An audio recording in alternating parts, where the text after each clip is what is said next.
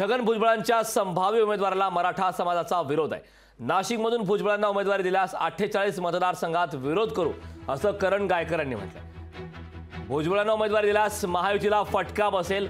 मराठा मोर्चाचे समन्वयक करण गायकर यांनी आता इशारा दिलाय।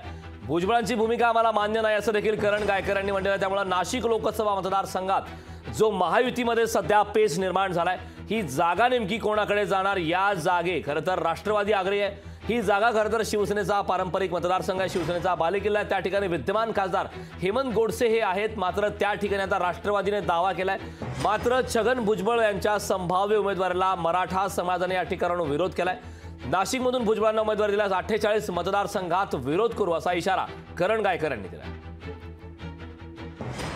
लोकसभेमध्ये छगन भुजबळ यांना उमेदवारी देण्याचे संकेत महायुतीकडून देण्यात आलेले आहे। ज्या छगन भुजबळांनी मराठा योद्धा जरांगे पाटील यांनी मराठा आरक्षण मिळावं, ओबीसीतून 50% आत मिळावं यासाठी ज्यावेळेस लढा उभा केला, त्यावेळेस छगन भुजबळांनी अत्यंत खालच्या पातळीला जाऊन